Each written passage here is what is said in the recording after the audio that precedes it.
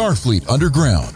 Every week, we'll take a look at the latest Star Trek news and then check out a current or classic episode of Star Trek. Archer and Travis wake up in a strange room together. It's a Suliban Internment Camp, and the warden sure likes to research his prisoners. T'Pol asks him to dinner, but denies him service and busts up his patrol ships. Reed gets to go cosplaying, and Archer starts a jailbreak because hashtag not all Suliban deserve to be there.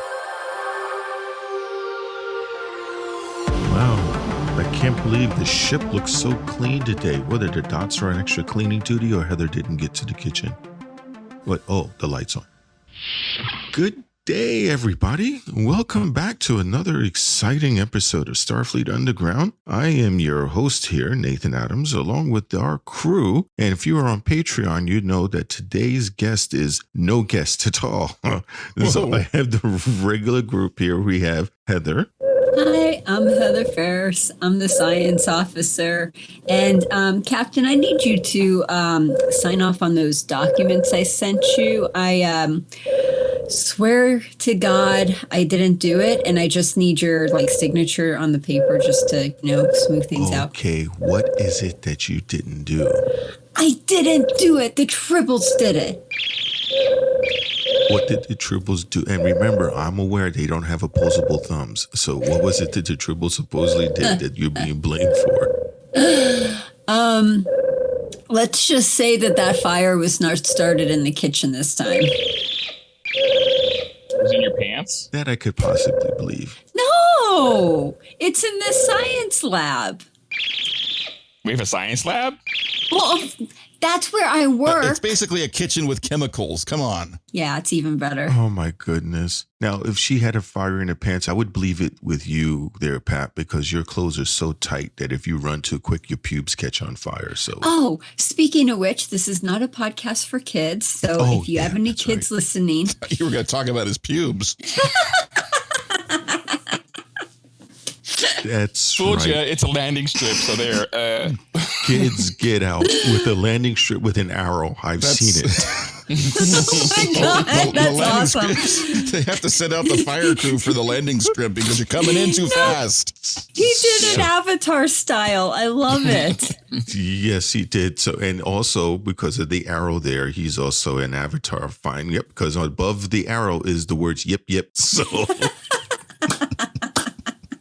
Well, that's going to segue over to our computer person. Hi, I'm Patrick. I'm the computer guy. I'm also the foreign species liaison, and I'm number one on his ship. And you can understand why we have him as the foreign species liaison, because he's been noted to be a foreign species. But he's ours, and we love him. And our illustrious, wonderful, awesome engineer. I didn't know the sun comes up this early in the morning. What's up with that? On a spaceship, no less, where we have windows.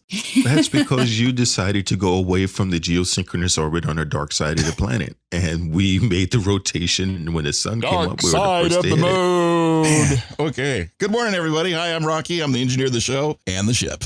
And a ship. Outstanding. The show is being brought to you by, of course, Section 31. They haven't bothered us in a while now, which I am quite grateful for. There's been no appearances in Heather's room. And you know what? We did that that poll about whether or not Giorgio was, one thing or another thing. Space Hitler. Heather won the poll, basically, is the answer to that question. What was Heather saying? She's like, no, Giorgio's a badass. She's not Space Hitler. She's a badass. Oh, cool. I mean, there are a few people that said both, but and then there are a lot of people that said no answer because they work for Section 31. So considering that they actually are telling the poll, they can't answer. Well, and speaking of Hitler, we get a bunch of Nazis in this episode. Oh, goodness. Well, that's just basic jail cell stuff. But yeah, yikes. I'm curious at the end of this what Heather's rating is going to be. I'm very curious on this. However, we also being brought to you by our Patreon members. So thank you so much. And if you're a part of that, you get a chance to see all kinds of exciting stuff like postcards from our Tribbles, watching them get neutered and spayed. We also have nudies of Patrick, Heather, Rocky, and myself. And be careful when you look at the ones with Rocky, because it instantly calls you to start salivating because, He's got almost all thirst traps. So I said that's just top down. So, yeah, we can't do the other one because the monitor isn't big enough to contain the other stuff over there. There's rumors that when you get excited, you pass out from blood loss. So yeah, but I wake up eventually. This is true. And you know what? When you wake up in the morning, you get morning wood. So there you go. Yeah, no warning. Every time you wake up in the morning, the first words out of your mouth, was that good for you? So thank you so much for everybody. Next, do we have any corrections? I did not see anything in subspace this morning. You didn't even check to see if there was something at the last second? There's not. So there. I don't get to put the sound effect on? Okay, let me check. Hold on. Oh, there it is. Okay. Much better now. Okay. No corrections. All right. Next, we're going to stumble into the news of the week in Trek, sci-fi, what we always do to keep our listeners informed. And again, if you're a child and you haven't left the room yet, we get all kinds of ingenious things to get you. Oh, do me a favor. If you're listening to us, I want you to while you're listening, stand in front of a mirror. This is going to make you be able to hear all kinds of things a lot better. All right. Are you in front of the mirror? You little rugrat. Okay. Say these words 3 times. Candyman, Candyman, Candyman. Have a good Bloody night. Mary, Bloody Mary, Bloody Mary. Have a One good way night. or another, we're gonna find you. We're gonna get you. Okay, don't bring Debbie Harry into this. I was going to say Beetlejuice. It's sort of a mix between 2 songs. Beetlejuice is fun. So Exactly. So now that you said that, good luck. All right. So news of the week. Heather, what do you got for us? Hi, Captain. So this week, 40 actors, actresses, and artists known for their work on Star Trek have endorsed a new initiative called Trek for Equality, drawing attention to organizations that fight intolerance and equality. Now, this story was reported on StarTrek.com. 2 quotes that I want to bring up real quick is to rally our community around a collection of organizations that have worked tirelessly to remedy various forms of injustice. So that is the goal of this, Trek for Equality. Also, Trek for Equality encourages fans to learn more about organizations that are seeking to overcome intolerance and embrace equality. In reflecting on the mission for Trek for Equality, Armin Shimmerman, which you guys know as Quark, even coined a new unofficial rule of acquisition, saying it's not enough to personally live long and prosper, but we must also seek that blessing from our friends, neighbors, and community.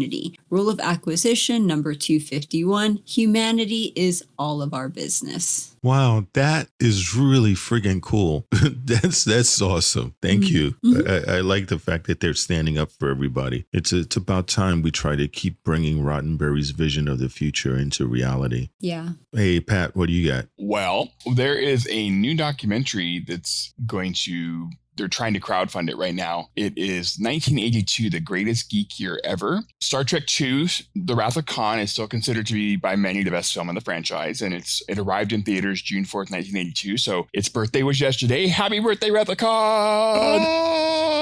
Happy birthday! Happy birthday. Oh, wait. So anyway, next. That year turned out to be a watershed moment for genre movies that are still beloved, like E.T., Blade Runner, The Thing, Creepshow, The Dark Crystal, Tron, Conan the Barbarian, Cat People, Road Warrior, and Poltergeist, which opened the same day as Star Trek II. So, Cool. Right? And the brand new documentary film was announced. It's going to offer an ultimate look back at the ultimate year for genre fans. 1982, the greatest geek year ever, is being developed by award-winning producers Roger Lay Jr., who you might know from Star Trek The Roddenberry Vault, Twilight Zone 60th, Remembering Rod Serling, Mark A. Altman from Free Enterprise and the Librarians, and Thomas P. Vitale from Netflix Slasher and Pandora. That's exciting. 82 was a good year for those of you that haven't realized this. Yes, I am old. 82, I used to walk to the movie theater to go see movies because the closest movie theater was like 3 miles from the house. So this is not an old person joke, but it's true. I used to walk the 3 miles to go see those movies. And just about every movie you mentioned, Pat, I paid to see back then. They used to be able to smoke in the theater, and you could stay all day if you wanted to. They didn't rush you out after the movie was over. Wow. And then I would walk back. And the little funny story, a friend of mine, we went and saw Wolven. And you remember about the wolves that were killing people in New York at a construction site. And we walked back and we went through a park to try to go through a shortcut, and it was fog. And as we're walking through the fog, somebody's dog howled. It scared the shit out of us. We ran the next 2.5 miles all the way back home because we swore we were going to be attacked by a pack of wolvens. Like an American werewolf in Brooklyn. Yeah. Oh my God. It scared the hell out of us because the fog was thick and we could barely see anything. And then you hear, we were done. We were done. I'm imagining a full moon. Yeah, it was that night. Oh, so my God. it was, So we get scared. Really get scared. And how about you, Rocky? What do you got for us news-wise? News-wise, A Woman in Motion, the lovely documentary about Nichelle Nichols and what she did with NASA in the 70s. Amazing documentary. If you've never seen it, well, you have your chance now. It's on Paramount Plus. They actually put the sucker on Paramount Plus, so it's all right there for all you Trekkies who are already on that. Go get it. Go watch it. Enjoy it, and live long and prosper. It is a must-see if you haven't seen it. It's very good. It's very well done. Definitely a must-see. You got to see it. I mean, I was expecting just some, average documentary when I watched it. And at the end of the night, I'm like, oh my God, that was really, really, really, really good. So you guys see it. If you really like it, hit us out on Twitter and say that we were right, or even post it on Instagram. Yeah. Other news going on. I happened to listen to the two-parter of the Investigates podcast with Will Wheaton. And if you're a Will Wheaton fan,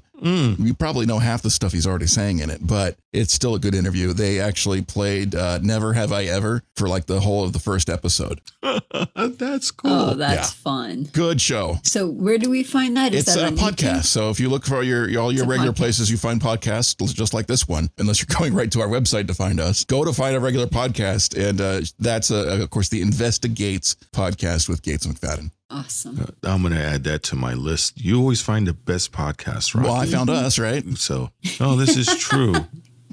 So, actually, that means that Heather, you, and I are the founders. Yeah, that means you're big gelatinous blobs.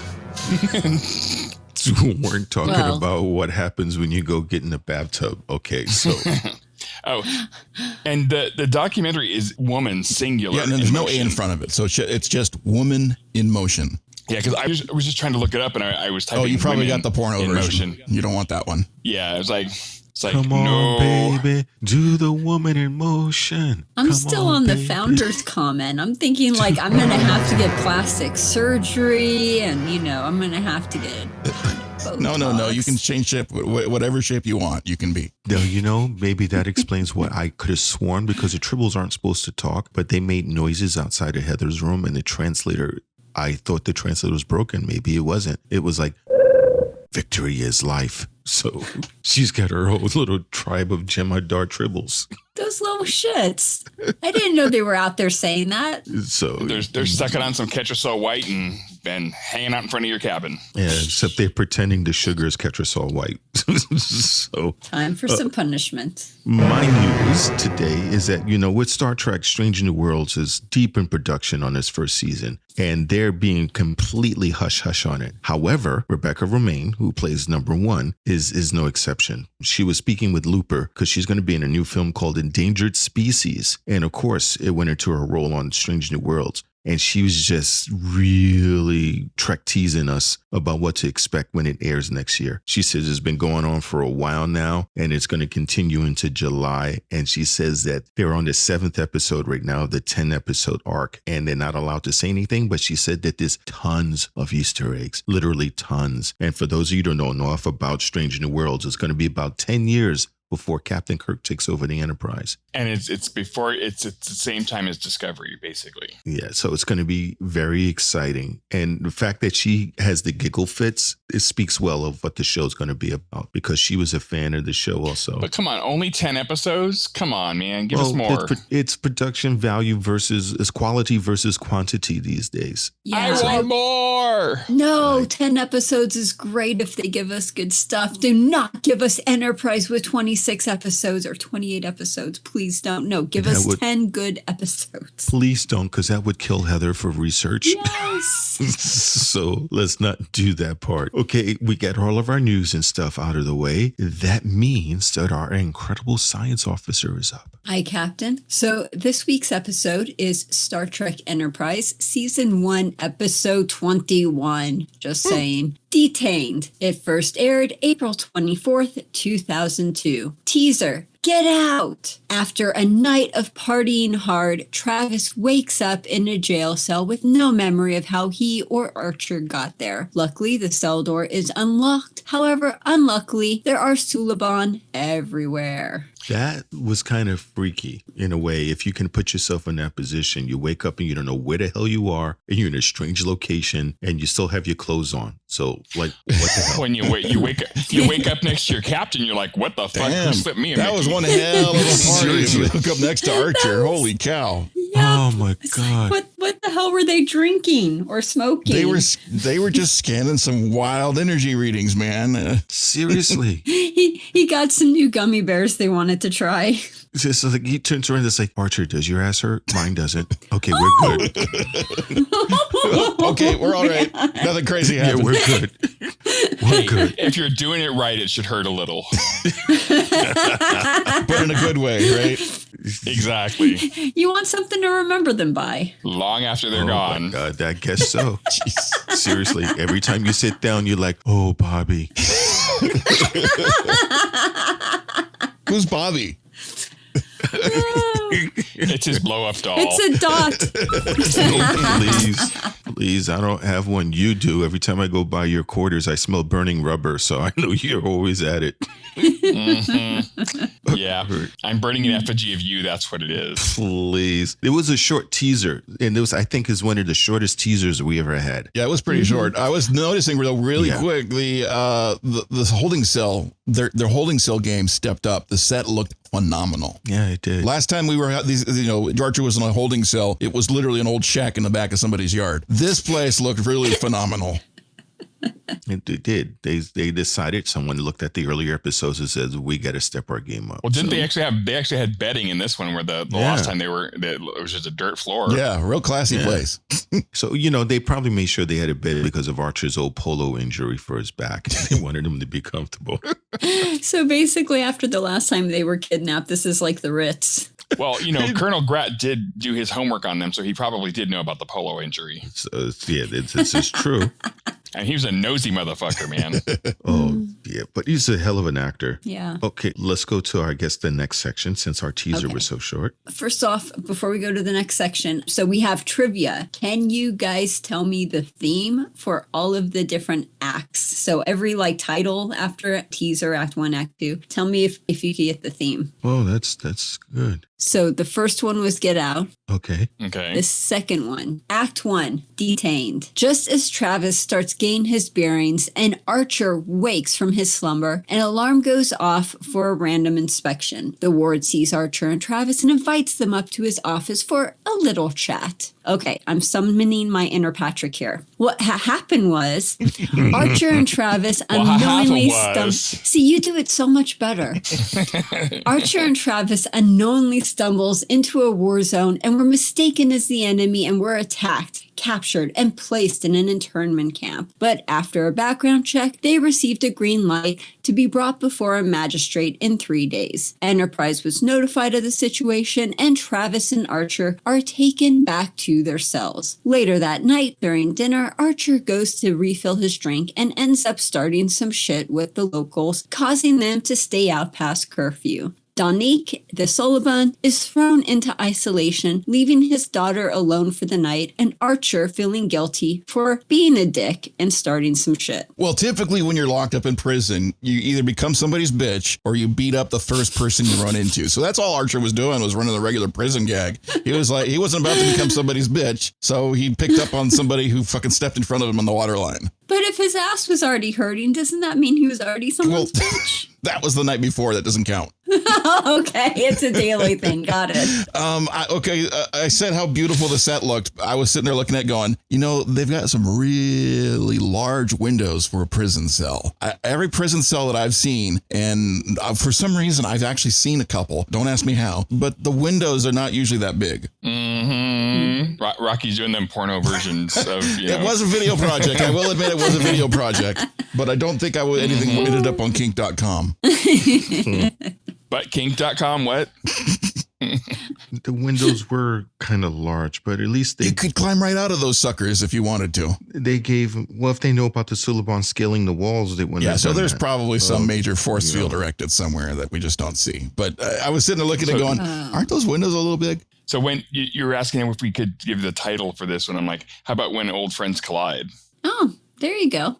Being Dean Stockwell and... No, that was the big promotional aspect when this was brand new. It was like, that was the whole big thing. Oh, you're going to want to watch this. They were great on Quantum Leap. You're going to see, this should be hilarious. Oh my God. And this was totally not a hilarious episode. Any way, shape or form. No, he was a total dick. Yep. But he's a pretty good straight man comedian because he was like in Married to the Mob and a bunch of other little shows. It was really good. But to see him there, you're right. He even had the resting dick face. Oh man. So, I mean, they literally went for it. It was a prison movie. And when you have a resting dick on your face, that, I mean, you know. Oh my God, that's awesome. I love that. It was pretty bad. You know, but again, they don't know. And also, I liked what they did is that they introduced preconceived prejudices into it. Mm-hmm. The Suliban didn't trust them because they look just like the people who jailed them, basically. And Archer doesn't like them because Sulibans. Yeah, this whole episode just like gave me the ickies. Yeah. Just like the whole, like, you know, oh, we're gonna stick you in a camp because you look different than we are and we think you might be dangerous. So fuck you. All of that prejudice bullshit, all that internment camp bullshit, and then you got all the jail cell bullshit going on. It was just kind of same thing they did to the Japanese during World War II, American Japanese citizens, including George. Mm-hmm. And Archer mentions that the camp was called Manzanar, where they like 10,000 Japanese were interned there, and George Takei was one of them. Yep. He was a little child when they put him in that camp. And if you want to ever catch his play, I don't know if it's still showing, is Allegiance. So it's a musical. But it was definitely, you know, interesting where, you know, you get wary mothers trying to get the lay of the land. Archer's getting into a fight over water of all things. Oh, and you see how messed up this place is. The one dude dropped his cup and he got zapped. Yeah. You just don't, I mean, everybody's standing in line at attention, you know, ready to get inspected, and dude accidentally drops a cup. I mean, shit happens. They fucking zap him for that shit. But you know, they were going to zap him whether or not he dropped the cup because he just wasn't supposed to be anywhere near a cup. The kind of that character, the guard, the kind of character he was portraying makes me want to hurt I just wanted to hurt him. Like, you know, nothing drives me more crazy. No. And in a later scene, I'm like, I would have gotten violent in that scene, then they probably would have zapped me. I was thinking that too. Like, I would have smacked the guy. It's basically the same thing they use in prison and the same thing they use everywhere, where it's intimidation because they outnumber the guards. Oh, yeah, by multiple factors. Yeah, if they all decided, you know, fuck this shit, Attica, and they're going to jump them and take them, they could have done it. But that guard was definitely an ass. Yeah.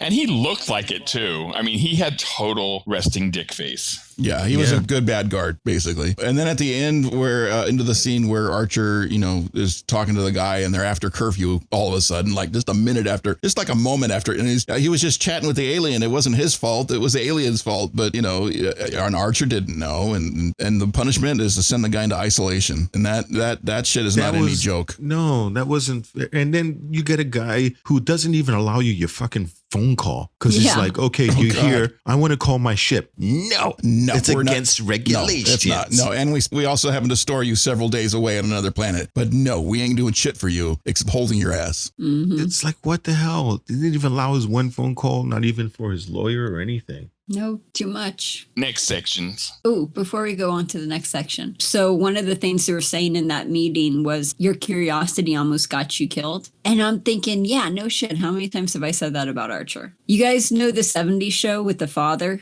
Mm-hmm. Dumbass. That's what I think. So, and then even Archer said it. He was like, I'm just being curious, I'm like, mm-hmm. Yeah, a little curiosity like that would get you killed by anybody. And it doesn't matter if it's the person next to you or the guard next to you or the warden. It's just all bad. I'm just being curious. Didn't you love their proper meal? Barf in a bowl. The valve sealant. That's the grade A valve sealant. That's good stuff. Barf in a bowl. It definitely did look like that. That's for certain. Okay, so moving on to the next section. Act 2, Schooled. The Enterprise drives to Tander Prime to pick up Archer and Travis. Meanwhile, Archer becomes frenemies with one of the Suliban, Danik, and he gets schooled on Suliban history. Then a letter arrives denying Danik a conjugal visit with his wife. I'm pretty sure I butchered that word. Archer leaves before Danik starts. No, you said crying. wife pretty good. Wife was right. Conjugal, that's it. Yeah, conjugal's right. Yeah, you said that right too. Cool.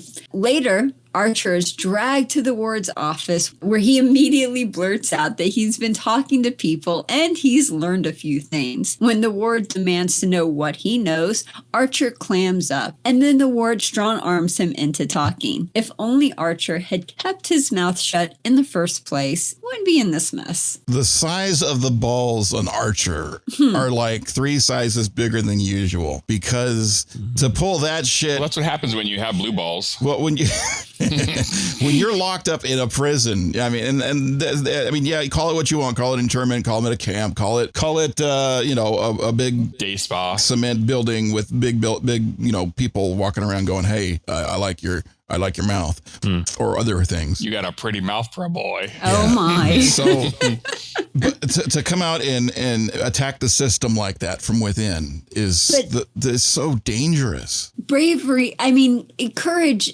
there's a really, really fine line between bravery and stupidity. Yes, that's what I'm saying. It looks a little bit more on the stupidity side to me. Like, were you thinking about that? Maybe you should not have said something to. You're going to attack their whole belief system. I mean, when you're on the inside of the wrong side of things, just man, Archer's got balls. I mean, he knows the Starship is going to come find him eventually, but he's got balls. Well, and meanwhile, back up on the ship, Trip and T'Pol are discussing what to do, and T'Pol's like, maybe I should call the Vulcan Council and get him an attorney. And Trip's like, a Vulcan lawyer? You'd be better off in the electric chair. That's just, even if you're locked up in prison long enough, you don't care if Vulcans were the lawyers or Romulans, or it doesn't matter. At that point, you want your lawyer on your side. And in 2151, wouldn't the electric chair be like torture and banned by then? Yeah, but I think it's just Geek.com in the future. Yeah, apparently T'Pol didn't know the American history because she's like, what is an electric chair? Yeah. So no idea. It would have been kind of I wonder. Yeah. Did she realize what he's talking about? She didn't know what it was. It would have been great if Mayweather was there and he could turn around and look at her and go, well, that's when you come right to Electric Avenue. Then you get it started. Oh, no. Yeah, but don't ever do that again. Don't ever do that again. We don't have any worry about copyright police because that was completely not the song. I know. I was changing it for our protection. But it was, basically, I think. You don't have any rhythm. Thank you. I was basically thinking that Archer was like this a little bit due to his status as a captain. Is like, how can you treat me like this? Because I represent Starfleet and you guys aren't giving it the weight it deserves, and how you can do this. And he also had the preconceived racism when it comes to the Suliban. Oh, and he's seeing the bullying going on. I mean, he's standing up. He's saying he's not going to take a stand for this. He's going to call the bullshit out as he sees it right there. Yeah, fuck the Prime Directive. I'm going to do something about this. And then he's like, okay, well, tell me about your Suliban friends. And he's like, who? because he's not going to talk. Yeah. I mean, of course, the guy didn't allow him his one phone call. They're giving him gruel with no hot sauce. And they're in a quote unquote comfortable water. place. This is a very comfortable place for people. Yeah, sure it is, buddy. Seriously. And the water's doesn't even have carbonation. I mean, what the hell? Oh my God. Yeah, that thing wasn't a coffee maker, guys. That was just water pipes. The humanity of it all. Oh, that's torture Seriously. right there. No coffee. Oh my God. I would have tried to break out the first day.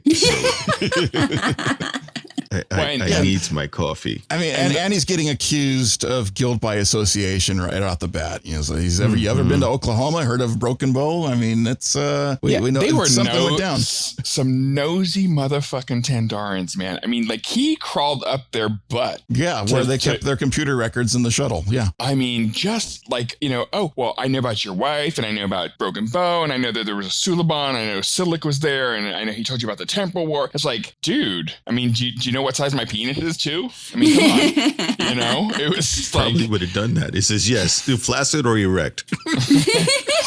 I mean, it annoyed me. It really annoyed me that he was like, oh, it was pissing me off too. I mean, when they get the little confrontation thing going on, oh man. Again, I love Dean Stockwell as an actor because when he said that, he had the right look on his face, like as he was telling him the facts that he found out that he was smelling something bad.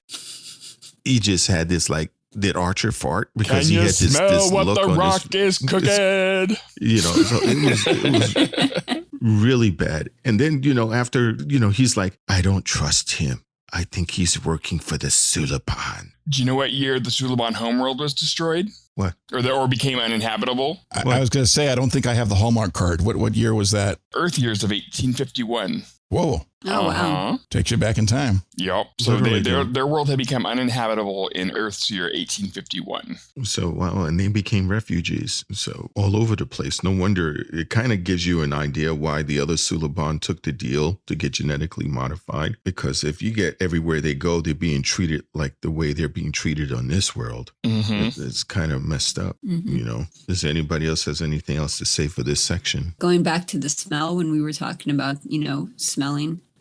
If they had put showers in there, he wouldn't have to worry about smelling Archer. That's true. There was no showers. No showers at all. Well, that's a safe prison right there if there's no showers. No rope on the soap. No soap. Or soap on the rope. It's a lot safer that way. Or they weren't showing us something. Wouldn't they have sonic showers so there wouldn't be any soap anyway? Well, they have water. Maybe they use, but again, that was like a horse bath. Just anything that has hair on it, you wash. So probably get hosed off somewhere. Ready for Act 3? Or hosed on. Hosed on. Okay, Act 3, Prison Break. Archer kept his mouth shut, so the warden postponed his hearing as a way to manipulate him. Triggered, Archer plans a jailbreak, convincing the Suliban to come with him. The Enterprise arrives and beams down a cell phone so they could talk, and Archer immediately starts scrolling through social media. Archer tells them the plan, and everyone prepares for the escape. The warden notices something funny is going on and calls Archer in, demanding to know, hey, what's up? Archer stays quiet, so instead, the warden beats the living shit out of Travis to get information. And he does. He gets the information that he needs and throws Archer into solitary confinement. Back on Enterprise, Phlox is in the middle of plastic surgery. Hoshi forgets to check caller ID before picking up the phone. And security just turned the corner and are headed their way. Sorry. The very first thing that you said was he got to check social media when the communicator got. Everybody now. The very first thing. I don't care how long you've been locked up in a prison. The second they get their iPhone, oh look at this. What's on Twitter? Oh look at this. What's on Facebook? Oh I got to do my Instagram. Gotta check my notifications. Oh my god. How many likes did I get for that picture? By the way, you need to get the fuck out. Okay. It's like I got voicemail from the Enterprise that says we want to break you out now. He was looking up Tandar Prime Hustler. Jeez, yeah. Wow, the boobs aren't scaly. Is it supposed to have a spike on it? So that's what they look like. Oh, God. It was definitely, because he's got the thing. Enterprise was smart enough to turn around and go back. First off, I would have a talk with Hoshi because I thought you said they couldn't trace the signal. Oh, wow. And it's like, you got to have time to be able to trace the signal. And then she finally, you're talking about the signal from inside where they because she's like, is there any way they're going to tell? They could be standing in the middle of fucking Starfleet. Nobody ain't going to hear shit. And then they locked them right in. Seriously. And, they kind of, it totally is like not too many communicators are blowing up in prison right there. So they kind of found them. And then they beat up Mayweather. And so the thing that pisses me off about that is I watched that scene and the very first thing he says, he gives Archer a chance to give him the information. It's like, I want the information. You're going to tell me the information. Okay. And what if Archer said, okay, here's the information. Yeah. And then Mayweather comes back in and he's already beaten the fuck up. He already had him beat the fuck up. The second they separated him, they beat the fuck out of him. They did not wait. They did not give him a chance. They were just going to beat the fuck out of him. So that pissed me off. But the unspeaken thing that they didn't bring up, but unspoken. I guess they thought people was, unspoken, whatever. You speak, Nathan. That Mayweather didn't give any real good, solid information, or else they would have known about the escape. Yeah. So he actually gave him something to make him think it's real, but it really wasn't. So I thought that was pretty cool. So I'm giving him his props. So even though he was beaten, he didn't say anything. He wasn't a snitch. Yeah, nobody's a snitch. So I mean, if you're playing prison rules, that's a good thing. Or he gave him like wrong. Yep. Or they get shanked by a fucking toothbrush. He probably gave him the wrong information. And then to sell it, as soon as he got into the room, he's like, "I'm sorry, Captain. I had to tell them." Mm-hmm. He's like, tell them what? And Archer knew right off the bat. He didn't get incredulous and go, "You told them about the escape plan?" Yeah, there was none of that on the last when they were doing the Ferengi thing. No. Yeah, they weren't playing that game. They were actually, this is real deal bullshit right here. I mean, they were in serious shit. Yeah, they really were. And then at the end of that scene, Archer gets prodded with the cattle prod looking thing. And I'm taking a closer look at that. I'm thinking, wait a minute, is that a hair curler? Like just extended a little bit? I think the prop department extended a hair curler, and that's what they got zapped with. But in actuality, I couldn't believe Archer didn't lose it right there, because the second I got zapped by that guy, I would have ripped that thing out of his hand and shoved it right down his nose. Yep. Seriously. Yeah. And then you get, Danik is like, why are you doing all of this? And Archer's like, I fucking hate bullies. Right. And I don't like the way you guys are doing this. I hate bullies. They're running a really bad gang over there. Except who was the guy? I don't even remember his name because he pissed me off. Negative Nancy. Sajan. Sajan, you can't do that. You can't escape. It's too far away. We're going to die. There's always going to be that one guy. And the second somebody says, you want to get out of here? And it's like, yeah, I do. And so it's instantly turned right. I mean, this was the act that turned into a Jailbreak movie. I mean, this is the act that actually happened. Everything else was like, oh, there's something bad going on here, and we're investigating and we're checking it out, and we're in a holding pattern, and we don't like what you're doing here, but we're not going to talk. And the next thing you know, okay, it's Jailbreak time. Yep. Like, seriously, if you think that we're not going to make it, you stay here when we go. How's that? That's it. You don't have to go if you don't want to. We're getting the fuck out. Here. We're done. It's like not every man lives. That type of give the Braveheart speech. Yeah, at some point when you're locked up this long against your will, there's a breaking point where it's like, even me being a patient person, I would have lost it a lot sooner than you think. So I completely relate with the guys wanting to get the hell out of this place. Freedom. Yeah, seriously. What was that speech? Not every man is truly free with free thing. Oh man, I don't remember. Patrick, I don't know. What was the Braveheart speech? Don't ask me. Disappointed. We're gonna have to get Mel Gibson. Oh yeah, we should look into that. We should grab him. Oh, but God, no. As soon as he calls Heather Sugar Tits, we're gonna toss him out the airlock. Dude, he will be so thrown out the airlock so fast. But I loved him in Lethal Weapon. But anyway. Yeah, but that's in movies, not in real life. The actor's different from the character. Mad Max was wonderful, but yeah, the actors are different than their personalities sometimes. Yep. So when Archer got the cell phone and they're like, okay, we're going to like beam you up. He's like, no, wait, I want to stay and like cause some shit. No, I mean, ideally, if it was a bigger enterprise or more modern sized enterprise, like, okay, let's just beam everybody out and we get the fuck out of here. But this is the very first enterprise with a transporter. It's 1.0. It's like barely 0.9. I mean, it's very early enterprise or transporter technology. Mm-hmm. So you can't just beam everybody out and let's go. You have to do it a couple at a time, and it's just not worth the risk because the second they discover people getting beamed out, that's when they start shooting. Yeah, well, version 1 will have a hiccup, and then you'll have some troubleshooting problems. Yeah, that too. The thing will freeze up after the third transport, and like, okay, well, see you guys. Work. Why aren't you working? Yeah, so that's why they had to do the old-fashioned jailbreak. Gotcha. And they could have just to use the cargo transporters and just beam everybody up. That would have been a Enterprise D solution. Yeah, that's would have been the D. They would have sent the D, and it would have gone down. How many people were in the internment camp? What'd they say, 89? Somebody, I think. Oh, that's not that bad. Yeah, no, the bigger enterprises would have been able to take everybody out and leave the warden by himself going, where did everybody go? I thought there were so many people down there, they'd have to get the double D. Well, this was this was just one camp. There's other prison camps. That's the annoying thing. There are thousands of people locked up in these prison camps. Archer could have gotten the double D in the shower. But why the hell would you have enough starships parked in your yard that everyone could escape in? Yeah. They're not smart people. They're just, they're just like, we'll just keep them locked up and we've got control. Once they've got control, they're not thinking. Maybe they just felt like everyone was at a level of like learned helplessness that they would never try anything like that. Oh, yeah.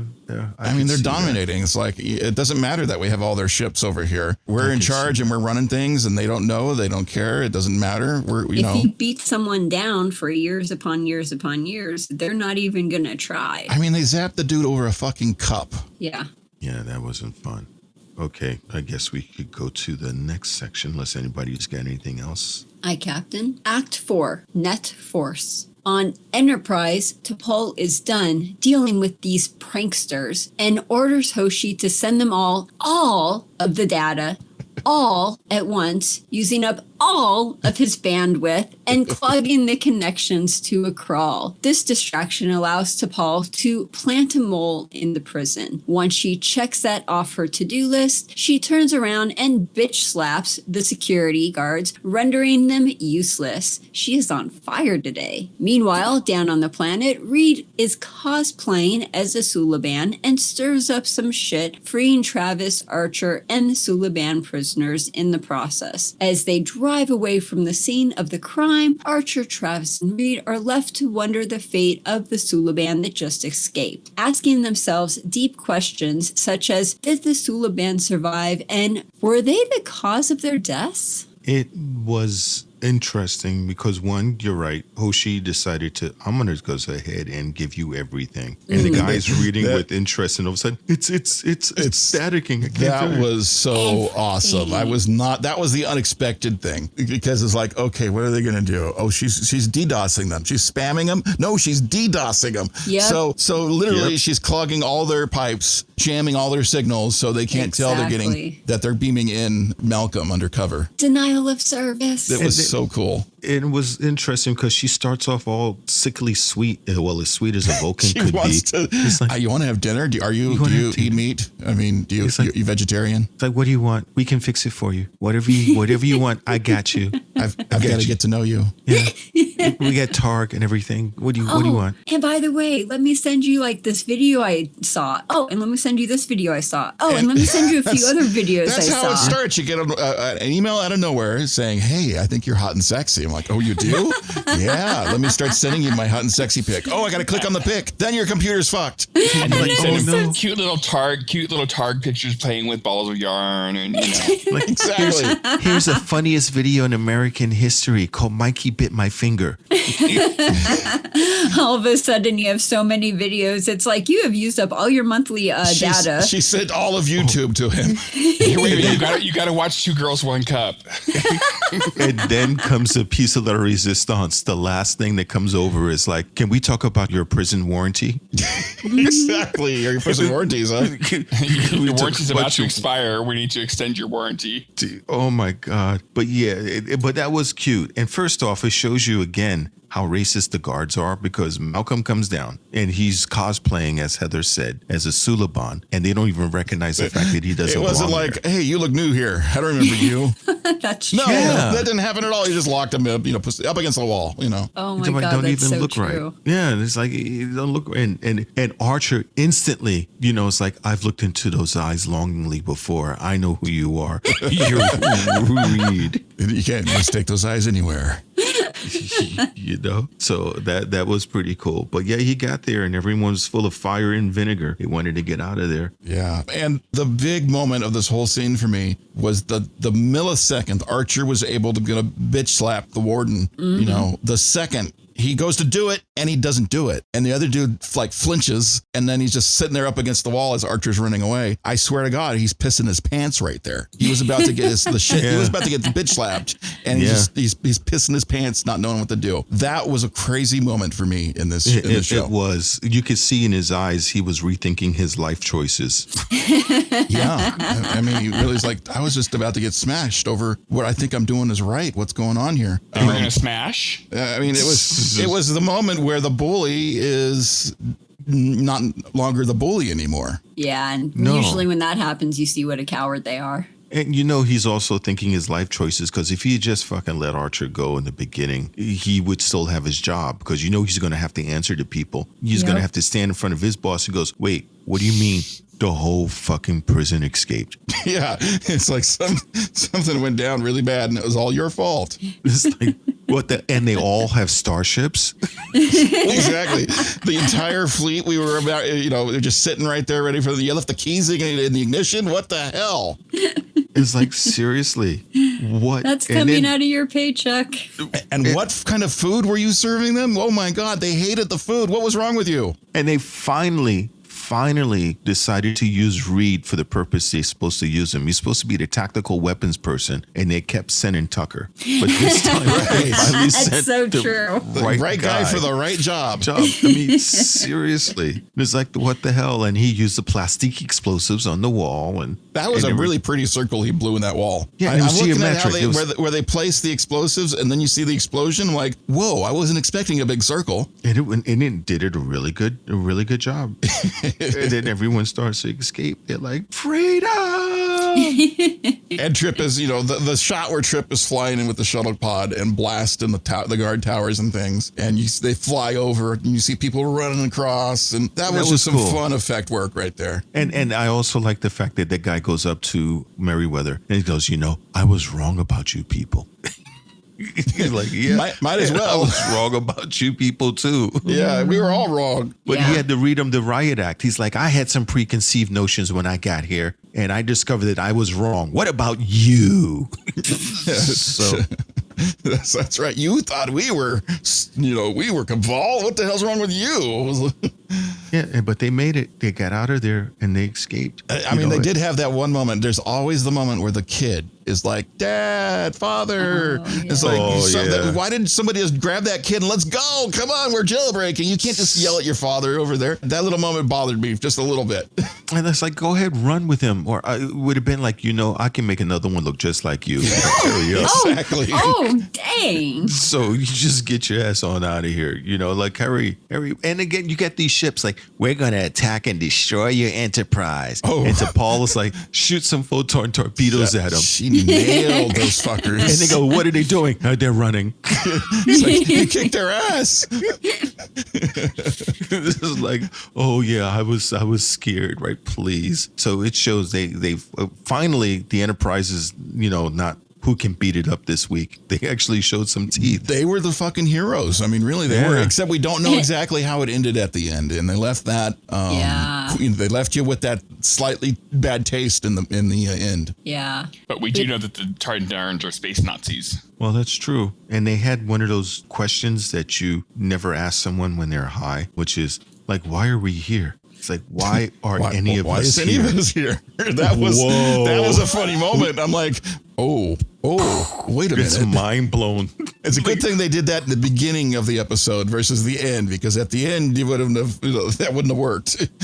Everybody's brain would have shorted out. It's like, oh no. One of the lines that really got me like pissed off was when Colonel Grat said that when he's talking about the Suliban, he's like, they have no rights. They lost those the moment the Cabal started attacking us. Oh my God. Yeah. That was triggered. That was like me rage writing right there you were the one who took everything from them and put them in this situation. This is your fault. But they're like, individuals. no, and he's like, no, we have to take care of them. If we let them go, they're going to come up and against us. And like, it's such a bad situation down there. Yeah, you can't just lump people together like that. People are individuals and everyone's different. Yeah, the thinking is just so bad. I mean, we don't lump Nathan in with all dickheads. Jesus, Patrick. Wow. I don't think you're supposed to say stuff like that about your captain, sir. Wow, HR. that's okay. He's going to get tossed out the airlock later, so we're going to do that again. There's a line that someone said during the Black Lives Matter protest. There was a woman that gave a very eloquent speech. But the two sentences that everyone should pay attention to, the Suliban kind of did the same thing. And she says, you're lucky that we're just trying to get equal rights and not revenge. Yes. Mm-hmm. Exactly.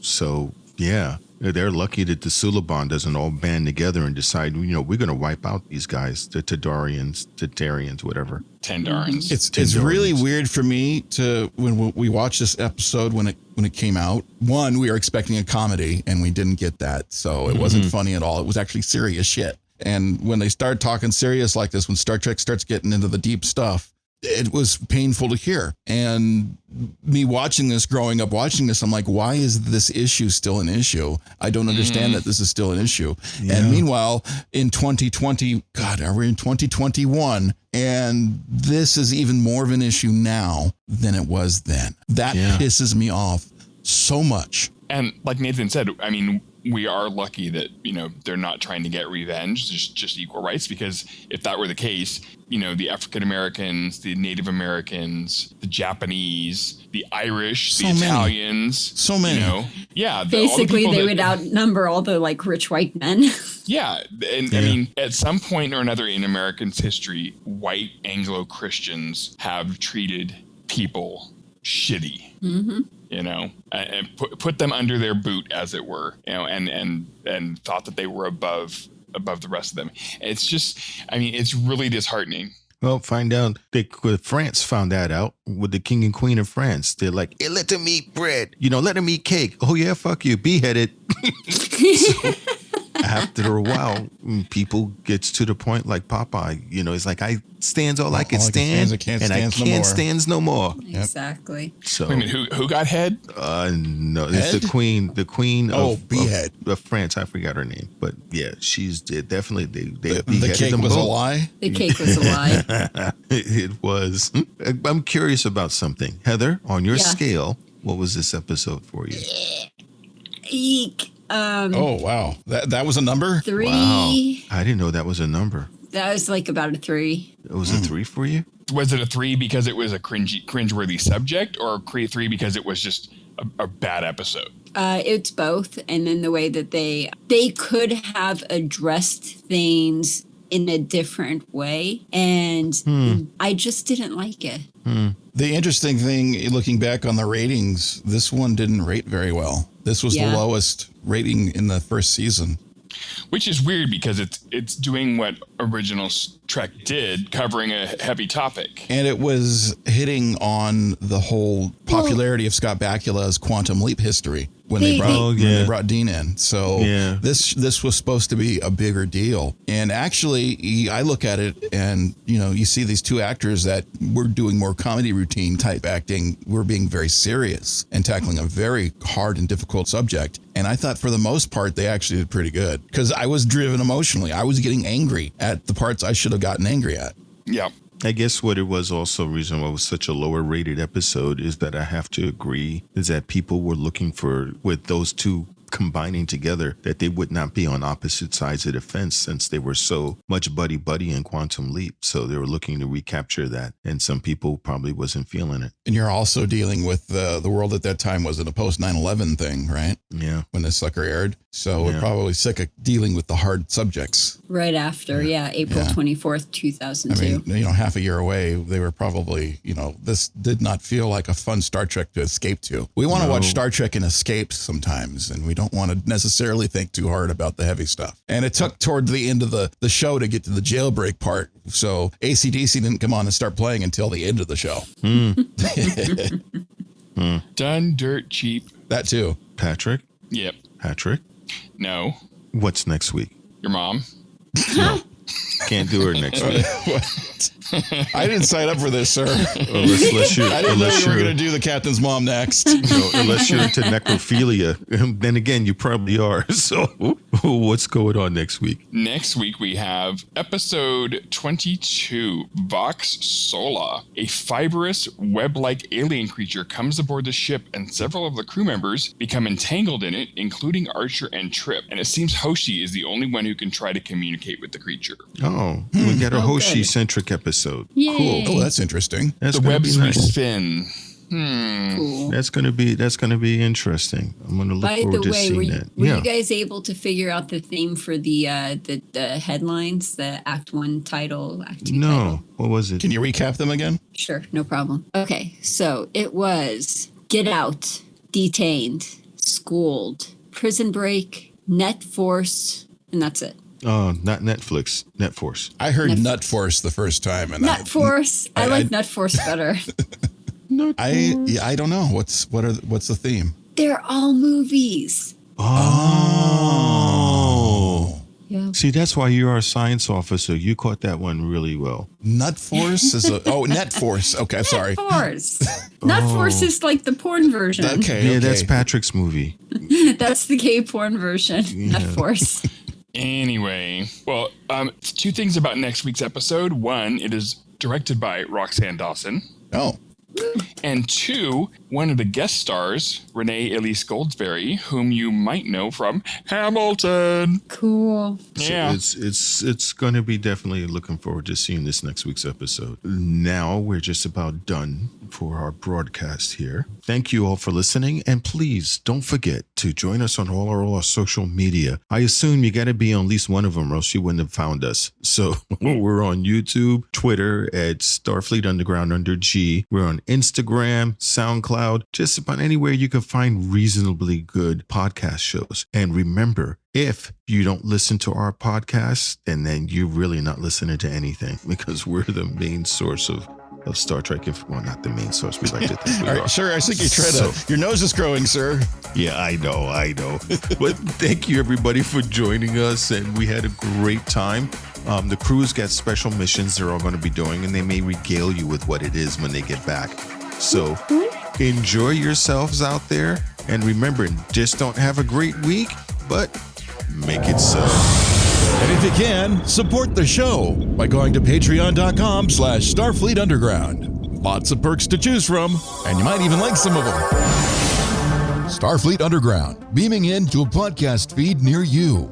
Log on to our website at starfleetunderground.com and send your comments and questions to thecollective@starfleetunderground.com. Follow us on Twitter at StarfleetUnderG and on Facebook and Instagram, we're Starfleet Underground.